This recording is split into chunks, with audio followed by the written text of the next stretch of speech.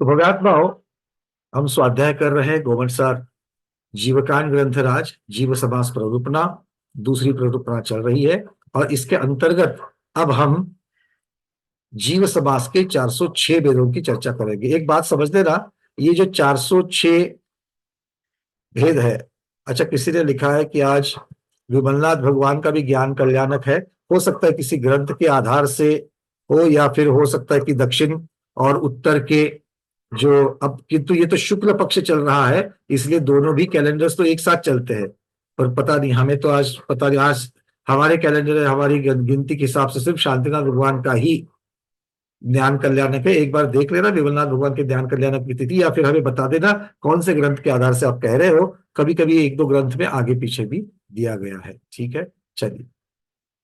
हाँ, तो मैं ये कह रहा था कि ये जो 406 भेद बताए गए हैं, ये 406 भेद गोबरसात जीवकांड में नहीं दिए गए हैं, किंतु गोबरसात जीवकांड की टीका में टीकाकारों ने अन्य ग्रंथों से इनको उद्धृत किया है। ठीक है, क्लियर है। चलिए, इन्हें प्रक्षेपक गाथाएं कहते हैं। क्या कहते हैं? प्रक्षेपक गाथाएं। चलिए आगे बढ़ते हैं। इन तीन गाथाओं को देखकर 406 कैसी गाथा होती है देख लेते हैं।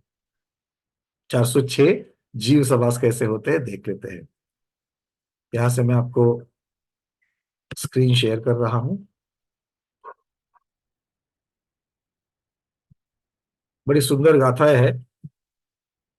कितना इससे हमें ये पता चलता है कि भाई हमारे जो, क्या कह सकते हैं, आचार्य है, उन आचार्यों को कितने सूक्ष्मता से जीवों का ज्ञान था, और ये ज्ञान उन्हें परंपरा से तीर्थंकर भगवान की वाणी से मिला है। मैं शेयर किया है यहां पर, 1 मिनट देखिए।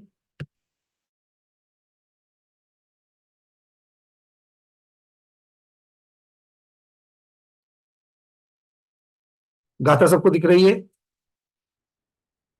चलिए।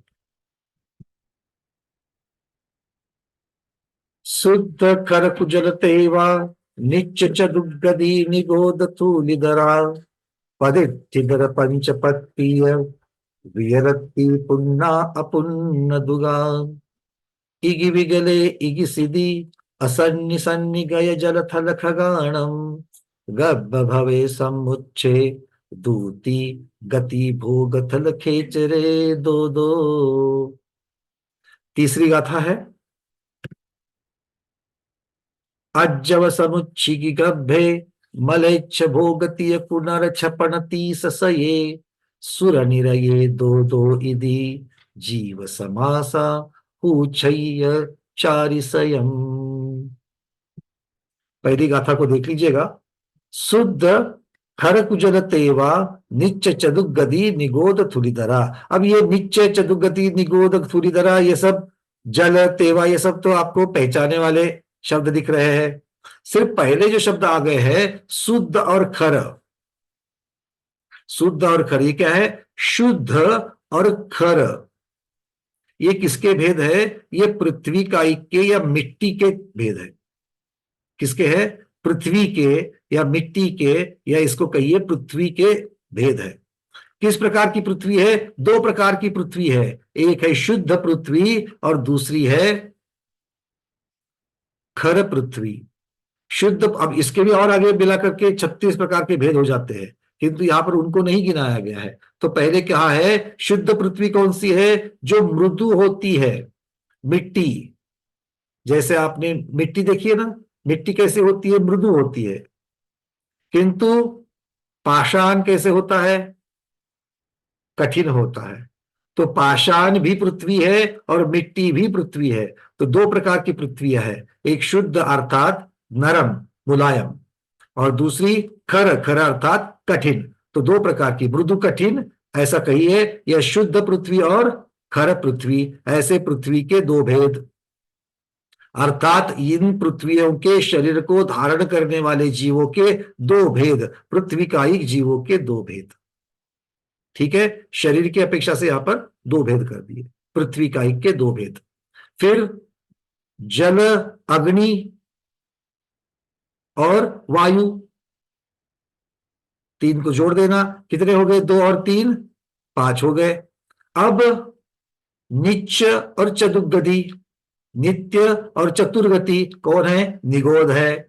इन दो को ऐड कर लो, कितने हो जाएंगे? 7 हो जाएंगे। और इन 7 के पहले, इन 7 को अपनी जगह रख दो। ठीक है, अब यहां से आगे चलते हैं। आगे क्या कहते हैं? पदिट्ठी। पदिट्ठी मतलब प्रतिष्ठित। और इधर, इधर मतलब उससे उल्टा अप्रतिष्ठित। कितने प्रकार के हैं? पंचपतीय। ये 5 प्रकार की प्रत्येक वनस्पति है। तो 5 प्रकार की प्रत्येक वनस्पति कैसे है? प्रतिष्ठित और अप्रतिष्ठित। 5 प्रकार की वनस्पति। कल परसों के, कल तो नहीं पर परसों के आदि के भेद हमने बताए थे। किसी को याद आ रहे हैं क्या? 5 प्रकार की प्रत्येक वनस्पति। दीपा दीदी अनम्यूट किया है।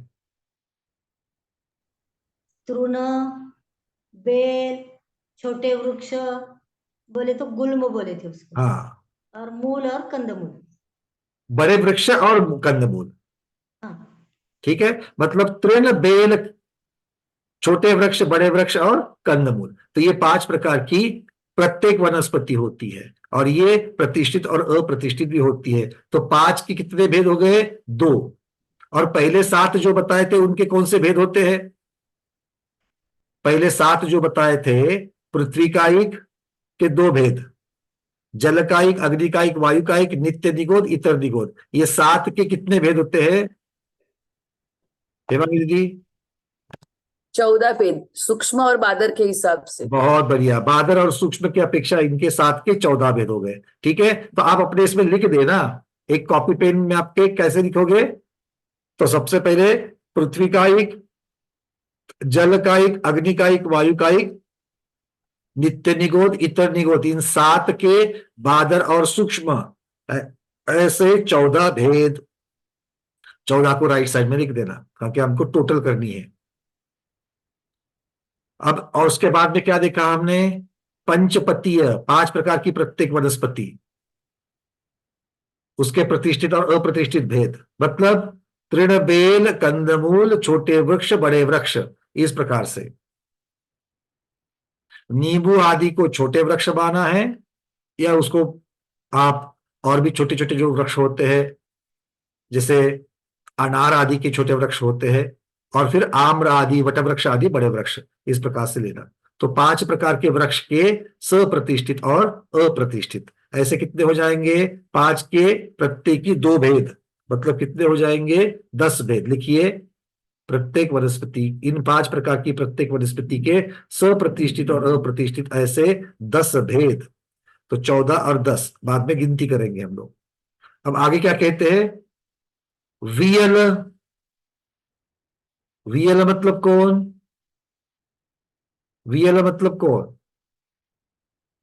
अब इतना आना चाहिए। चलिए, बहुत बढ़िया। मीनाक्षी दीदी बताइए, जल्दी से अनम्यूट करना। दो भेद। वियल का अर्थ क्या दो होता दो है? दो इंद्रिया, दो इंद्रिया। वियल का अर्थ 2 इंद्रिय। रेखा दीदी? हाँ, विकल इंद्रिय। 2 इंद्रिया। हाँ मीनाक्षी दीदी, बाकी 2 को क्यों छोड़ दिए हो? वियल मतलब विकल। विकल मतलब उसमें तीनों आएंगे, द्विइंद्रिय, त्रिइंद्रिय, चतुरिंद्रिय। चतुरिंद्रिय। ठीक है ना? विकलत्र, हाँ, विकलत्र। वियल। हाँ वियल का अर्थ 2 नहीं करना। हाँ हाँ। का अर्थ क्या किया है?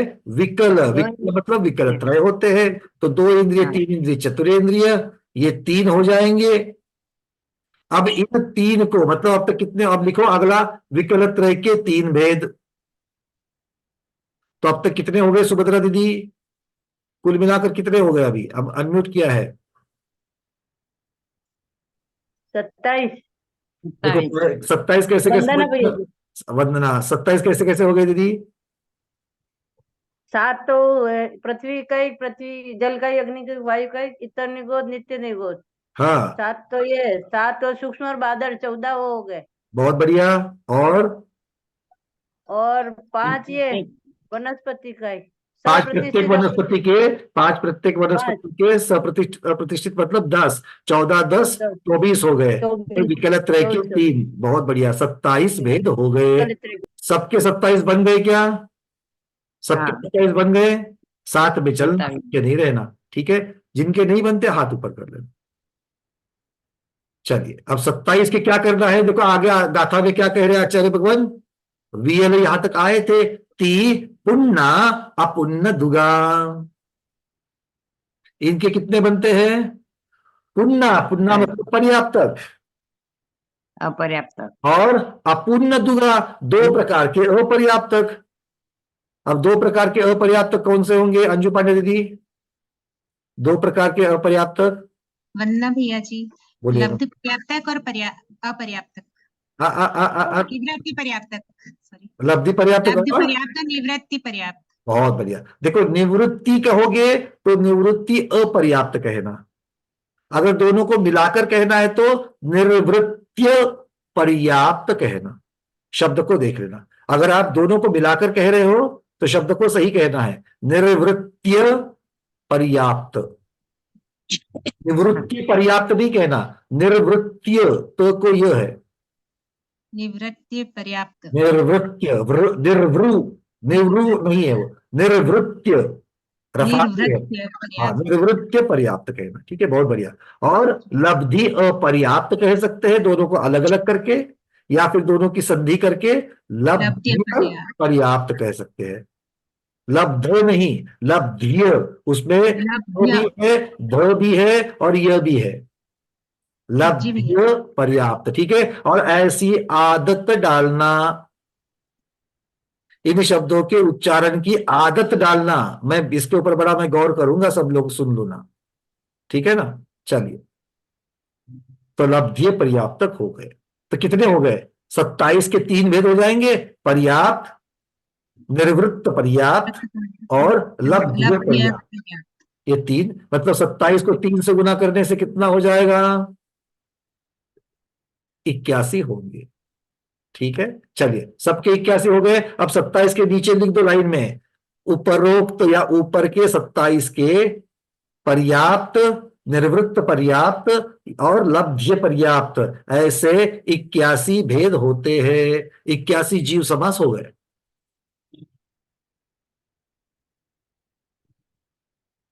चलो अब कहां तक आ गए हम लोग? कहां तक? एकेंद्रिय से लेकर के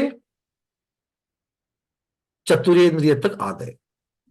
अब आगे क्या कह रहे हैं देखो, इगि विगले इगि सिद्धि असन्नि सन्नि गय जलथल घगाणम गब्ब भवे समुच्छे दूती गति भोग थल खेचरे दो दो। इसका अर्थ कर रहे हैं आचार्य भगवत, देखिए, संगी और असंगी, सन्नी असन्नी, इनके क्या है? जल, अब सन्नी असन्नी, इनके क्या भेद बनते हैं? जलचर, थलचर, नभचर। तो सन्नी के जलचर, थलचर, नभचर, असन्नी के जलचर, थलचर, नभचर, कितने हो गए? 6 हो गए, ठीक है। फिर अब इन 6 के गर्भज के पर्याप्त, निर्वृत्त पर्याप्त, अब इन 6 में गर्भज होंगे, तो इन 6 के 6 में से जो गर्भज है उनके पर्याप्त, निर्वृत्त पर्याप्त, मतलब कितने भेद हो जाएंगे? 6 के 2-2 भेद करें तो 12 हो जाएंगे, ठीक है। अच्छा, उन 12 के बाद में अब गर्भज के तो भेद कर दिए, और सम्मूर्छन के कितने भेद हो जाएंगे? सम्मूर्छन में लब्ध पर्याप्त भी आयत हो जाते हैं। तो जो जलचर, थलचर, नभचर है 6 प्रकार के, उनके पर्याप्त, निर्वृत्त पर्याप्त और लब्ध्य पर्याप्त, ये 3 भेद से कितने हो जाएंगे? 6 तिया 18 हो जाएंगे। पहले सुन लो, मैं लिखने के लिए अवसर दूंगा, ठीक है। 18 हो जाएंगे, तो कितने हो गए अब तक कुल? 12 और 18 30 हो गए। ये 30 प्रकार के हमने कर्म भूमि या त्रियंश देखे थे ना पहले। हाँ, अब भोग भूमि को देखना, इसमें हमने पहले भोग भूमि के 4 ही प्रकार के त्रियंश डाले थे। अब यहां पर भोग भूमि का विस्तार कर रहे हैं। कैसे विस्तार कर रहे हैं? बोलते 3 प्रकार की भोग भूमि है, उत्तम, मध्यम और जघन्य।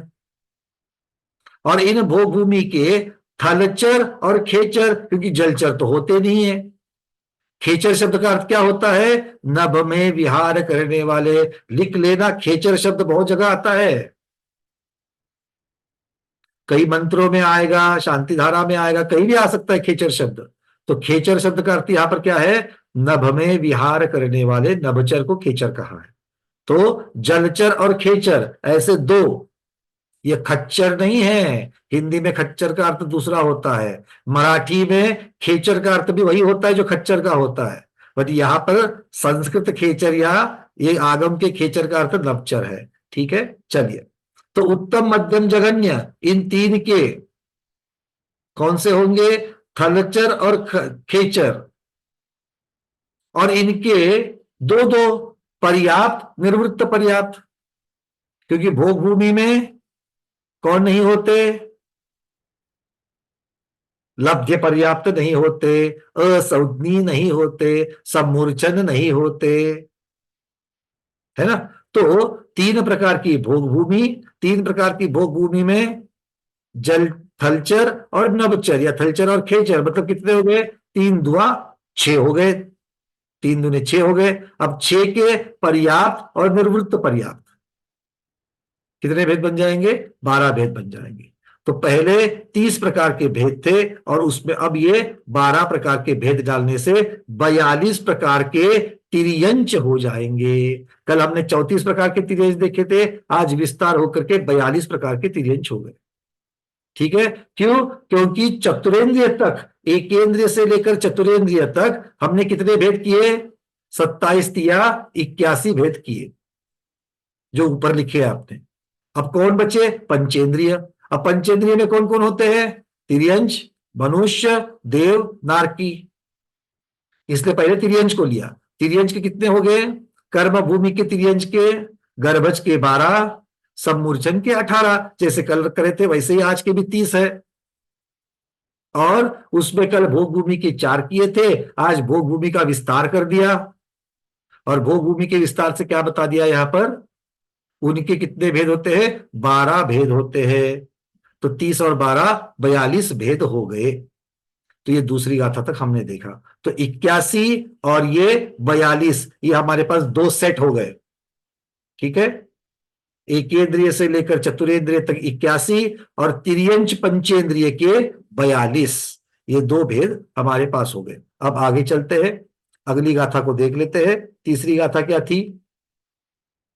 अज्जव सम्मुचिग्गी गभ्भे मलेच्छ भोगतीय पुनर छपनती ससये सुर निरये दो दो इति जीव समासाहु छय्य चारि सयम।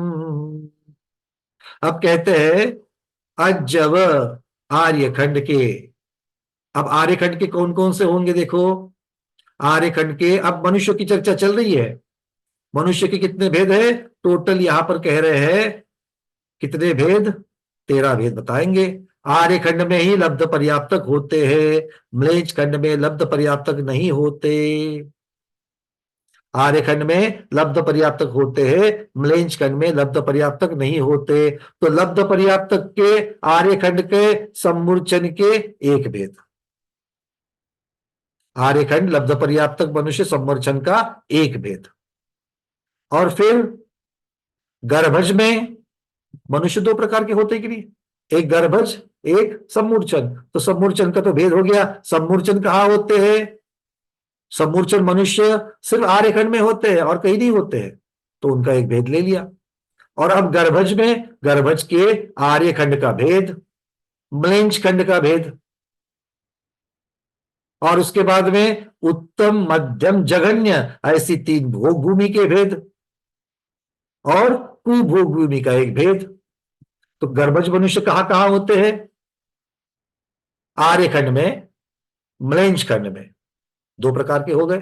फिर उत्तम भोग भूमि, मध्यम भोग भूमि, जघन्य भोग भूमि, 5 भेद हो गए।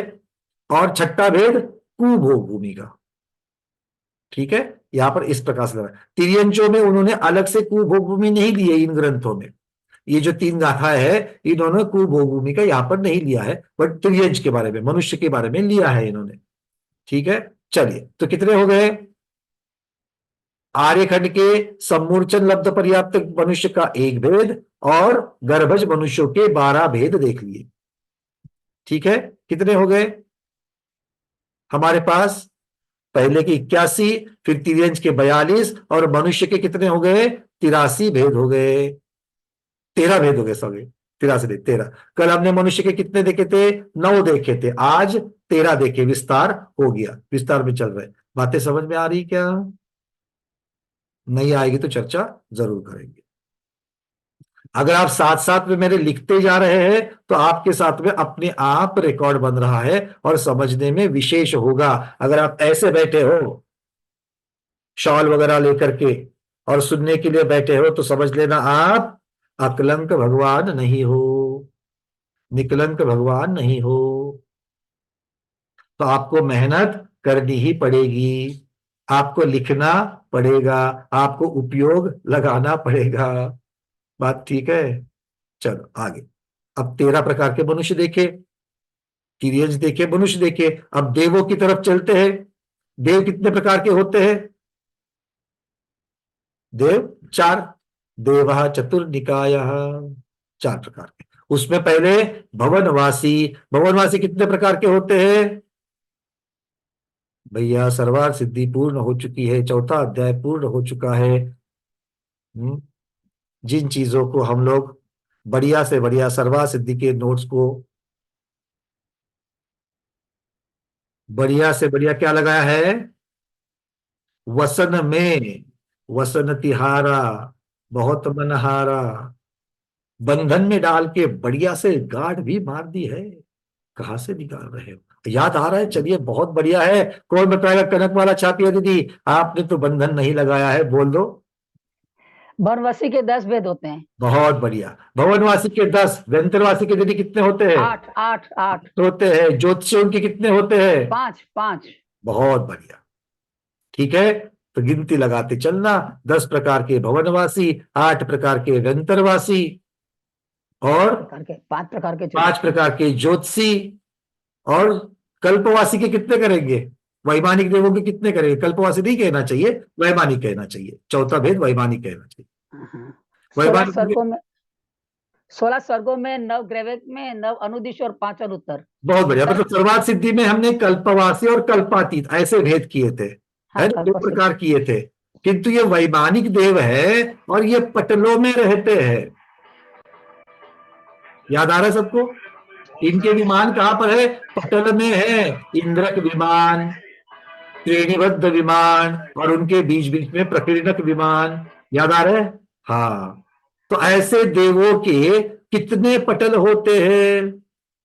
अब अधोलोक के देव तो हमने ले लिए, मध्यलोक के देव भी ले लिए, अब ऊर्ध्वलोक के देव पटलों में रहते हैं, उनके विमान पटलों में है। तो पटलों की संख्या कितनी है? कौन बताएगा? मीना विनायका दीदी। भैया जी 63। बहुत बढ़िया, 63 पटलों में रहते हैं। तो 63 पटल के 63 वैमानिक देव, 63 प्रकार के। ठीक है। अब ये पटलों को क्यों ले लिया, स्वर्गों को क्यों नहीं लिया? प्रश्न उठ सकता है, क्यों है ना दीदी? बिल्कुल प्रश्न उठ सकता है। तो देख लेना, एक बात को याद करना, एक स्वर्ग से दूसरे स्वर्ग में कांति अर्थात द्युति, लेशा, सुख, आयु, ये सब बढ़ते बढ़ते जाता है। पर ये जो सब बढ़ता है, मतलब एक स्वर्ग से दूसरे स्वर्ग के देव अलग है, तो उनका प्रकार भी अलग हो गया। किसकी अपेक्षा? इन बढ़ती हुई चीजों की अपेक्षा। पर क्या सिर्फ ये एक स्वर्ग से दूसरे स्वर्ग में ही बढ़ता है? एक स्वर्ग के जितने पटल होते हैं, जैसे पहले हमारे सौधर्म ईशान स्वर्ग के 31 पटल है, तो क्या 31 पटलों में भी सब कुछ समान है क्या? नहीं। सबसे पहले पटल की अपेक्षा दूसरे पटल में आयु ज्यादा है, सुख ज्यादा है, लेशा भी अच्छी है और सुख भी, आयु, ये सब चीजें जो है पटल पर पटल, पटल पर पटल में बढ़ते जाते हैं। अर्थ क्या हो गया? स्वर्ग बाय स्वर्ग नहीं, पटल बाय पटल चीजें बदल रही है, देव बदल रहे हैं, अर्थात प्रकार पटलों की अपेक्षा से किए गए हैं। ये चिंतन बड़ा सोच रहा था कि भाई पटलों की अपेक्षा क्यों लिया है ये, क्योंकि आप लोग प्रश्न पूछोगे, कोई ना कोई तो जरूर पूछेगा, तो चिंतन के बिना इसका उत्तर नहीं मिलेगा। तर्क यही बताता है कि एक पटल से दूसरे पटल में चीजें बदल जाती है, और जहां बदलाव है वहां पर जीव समास बन जाएंगे। क्लियर है? कितने प्रकार के देव हो गए भाई? गिनती करो, टोटल बताओ हमको। 86 हो गए ना? 86 प्रकार हो गए, पक्का? चलिए, भवनवासी 10, व्यंतर के 8, ज्योतिषियों के 5 और वैमानिकों के 63। तो ऐसे मिलाकर के 86 प्रकार के देव सबके पास हो गए। 86 प्रकार के देव, चलिए बहुत बढ़िया, 86 प्रकार के देव हो गए। अब नारकी की तरफ आते, क्योंकि देवों की चर्चा तो खत्म हो गई, अब नारकियों की चर्चा करते हैं। नारकी कितने पटलों में रहते हैं? नारकी के भी पटल होते हैं जिनको पाथड़े बोलते हैं, दूसरी भाषा में क्या कहते हैं? पाथड़े। तो उनके कितने पटल है नारकियों के? हाँ, वनिता धीरावत दीदी बोलना, अनम्यूट किया है। 49 पटल होते हैं उनके। बहुत बढ़िया, 49 पटल है, मतलब 49 पत्थरों के नारकी। वहां भी नारकियों का जैसे नीचे नीचे नीचे चले जाएंगे, ये चीजें उल्टी उल्टी उल्टी हो जाएगी, दुख बढ़ते जाएगा, लेशाई गंदी होती जाएगी, आयु बढ़ती जाएगी, दुख बढ़ते जाएंगे। तो 49 तो कितने हो गए? 86 प्रकार के देव, 49 प्रकार के नारकी, जोड़ दो, कितना हो गया? 135। 135 हो गए, सबके 135 हो गए। अब ये देव और नारकी पर्याप्तक अपर्याप्तक की अपेक्षा क्या क्या होते हैं? पर्याप्तक, निर्वृत्य पर्याप्तक और लब्ध्य पर्याप्तक। नहीं? बहुत बढ़िया, आप लोगों ने जो आपके झंडे हिलाए ना, वही आपका धर्म ध्यान है। बहुत बढ़िया, बहुत अनुमोदना है। इमीडिएट में बोलते हुए आप लोग वहां से झंडे हिला रहे, अच्छा लग रहा है मुझे, क्योंकि आप लोग सजग हो, सावधान हो, क्योंकि नारकियों में, देवों में लब्ध पर्याप्तक नहीं होते, तो वो वाला भेद नहीं होगा। क्यों लीला दीदी, क्लियर है कि नहीं है? बिल्कुल। तो ये 135 के जो देव नारकी हुए हैं, उनके कितने भेद होंगे? पर्याप्त और निर्वृत्य पर्याप्त, दो ही होंगे। तो 135 135 270 हो गए। ठीक है, चलो लिखो, देव और नारकियों के 270 कैसे हुए आप लोगों को तो बता दिया। आप अपने अपने हिसाब से आराम से बैठकर नोट्स बनाना, और ये सब कुछ पीडीएफ में दिया है। पीडीएफ को देखते हुए, वीडियो को देखते हुए, फिर से याद करते हुए बनाना, बढ़िया से नोट्स बनाना। तो अब तक कितने हो गए जरा गिनती करो, कौन करेगा? डॉक्टर मैना दीदी करो, चलो। वंदना भैया जी, वंदना दीदी बोलिए। पहले तो 81 हुए। हाँ, 81 किसके हुए दीदी? क्या है ना, मैं भूल जाता हूं, थोड़ा सा याद दिलाना, किसके 81 हुए? तिर्यंश के हुए ना? तिर्यंश के हुए? नहीं दीदी, इतना तो नहीं नहीं मैं- नहीं नहीं नहीं हाँ देखो, आप लोग ना, मैं भूल गया करके ऐसा मत करना। नहीं नहीं, विकल्प त्रय और वो सब मिला करके पर्याप्त अपर्याप्त सब हाँ, मिला वो करके विकल्प है, और वो सब अनुभव नहीं समझता, मुझे पूरा क्लियर करो। वनस्पति, अब क्या पृथ्वी से का एक, वनस्पति को ले पृथ्वी लूं? का एक, जल का एक, अग्नि का एक, वायु का एक, वनस्पति का एक, सूक्ष्म बादल मिला करके 14 होते इतना हैं। अब एक मिनट, एकदम से आपने तो बिल्कुल बमबारी कर ली। आप एक इंद्रिय से लेकर चतुरेंद्रिय तक इतना बोलते तो ठीक है, चलिए हाँ बढ़िया। हाँ, तो वो करेंगे एक तो इंद्रिय से लेकर चतुरेंद्रिय तक 81 हो गए, चलिए बहुत बढ़िया। फिर आगे पंचेंद्रिय में तिर्यंश के कितने हैं? 34 है, फिर मिलाकर 34 कल हुए थे, आज के देखो कितने हो गए। आज के तो 42 हुए। बहुत बढ़िया। तिर्यंश के कितने हुए? 42। 81 में 42 को मिलाना है, बाद में फाइनल टोटल करना। 81 में 42 को मिलाना है, ठीक है। फिर मनुष्य कितने हो गए? मनुष्य आर्यखंड और मलेच्छखंड मिला के 13। 13 प्रकार के मनुष्य, बहुत बढ़िया, जोड़ दो 13 को। उसके बाद देव और नारकी के कितने हो गए? 135, 135। वो तो पर्याप्तक हो गए, और निर्वृत्त पर्याप्तक को क्यों हाथ छोड़ा आपने? हाँ तो 270। हाँ, तो देव और नारकी के 270 को जोड़ देना, कितने हो गए?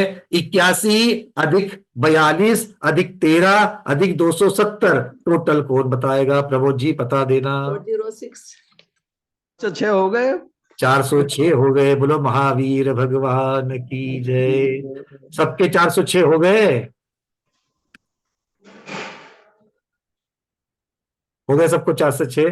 देखो कहां से कहां तक आ गए, है ना। पहले नाम कर्म की अपेक्षा से शुरुआत करी, त्रस बादर, संसारी जीव के तो त्रस और स्थावर दो ही जीव, वहां से लेकर के पारस पाटिल साहब 406 तक बैठ गए, है ना। अब और विस्तार करो चाहिए तो, है ना। भरत क्षेत्र के, ऐरावत क्षेत्र के, क्षेत्र की अपेक्षा से जितना चाहिए उतना विस्तार कर सकते हो, विदेह क्षेत्र के। अब कर्म भूमि को तो 3 जगह पर, कर्म भूमि की जो आर्यखंड है और म्लेंच खंड है, उनको तो आप कितने, 2.5 द्वीप में कितने आर्यखंड और कितने म्लेंच खंड होते हैं कुल मिलाकर? घुस गए वापस सर्वार सिद्धि में। चलो और थोड़ा थोड़ा नया कोई तो। जेटी गंगवाल जी अनम्यूट किया है, बोलो। हमारे 2.5 द्वीप में कितने आर्यखंड कितने म्लेंच खंड? याद नहीं है। नहीं देखो, बड़े बहुत, मैं आपको अच्छा हो गया आपने सीधा कह दिया, मुझे याद नहीं है, क्योंकि मैं इसीलिए, मुझे नहीं चाहिए कि आप लोगों को कितने याद ये हो रहा है, मुझे आपको नुस्खा बताना है कि कैसे इसको याद रखे। देखो आर्यखंड की जब बात चलती है, आर्यखंड को सीधे तीर्थंकरों से लगा देना। तीर्थंकर कहाँ होते हैं? आर्यखंड में। और हमको सबको एक चीज याद है, एक साथ 170 तीर्थंकर होते हैं जो अजितनाथ भगवान के समय में हुए थे। याद है कि नहीं गंगवाल जी? हाँ याद है, याद है। हाँ बिल्कुल, ये भूलते नहीं हम लोग, कोई नहीं भूलता इसको। तो 170 की गिनती के साथ में सीधा आर्यखंड को लगा देना। 170 आर्यखंड। ठीक है। और एक आर्यखंड के पीछे 5 ब्लेंच खंड होते हैं। एक अच्छे जीव के पीछे 5 बुरे जीव। तो एक आर्यखंड के पीछे 5 म्लेच्छ खंड हो गए, तो 170 आर्यखंड है, तो म्लेच्छ खंड कितने होंगे? सूर्य का लिख रहे 850 हो गए। ठीक है गंगवाल जी, याद रहेगा अब? याद रहेगा। तीर्थंकर भगवान के आर्यखंड 170, तो उनके 5 गुना म्लेच्छ खंड, इसके अलावा कहीं कुछ नहीं है। लीला दीदी क्लियर है? तीर्थंकर की ये संख्या याद रखे तो आ जाता सब। बस बिल्कुल। तो ये याद रखने का जो, देखो अवग्रह इहा अवाय धारणा में धारणा वाला जो बात है ना, वो स्मृति से सीधा सीधा कनेक्टेड है। मति ज्ञान में, स्मृति में, मेमोरी में याद रखने के लिए, क्योंकि आपने जो धारणा में रखा है, धारणा हमारी नॉलेज का, ज्ञान का कोठार है, गोडाउन है, और उसी गोडाउन से निकाल करके हमें याद में लाना है। तो गोडाउन में कहा क्या रखा है देख लेना। कोई भी अगर इंडस्ट्री है, स्टोर्स होते हैं इंडस्ट्री के, और बड़े बड़े मॉल में भी आप लोग आजकल जाते हो, सुपरमार्केट्स में, वहां पर भी कितने सारे काउंटर्स होते हैं। पहले किराने माल की दुकानें में 4-5 काउंटर होते थे, अब ये कितने काउंटर्स होते हैं? तो कैसे याद रहता है इनको कहां पर है? और कंप्यूटर में टक टक टक करे तो पता चलता है उसको कि चाय का डब्बा, वो कहां पर बॉक्स रखा हुआ है चाय पत्ती का।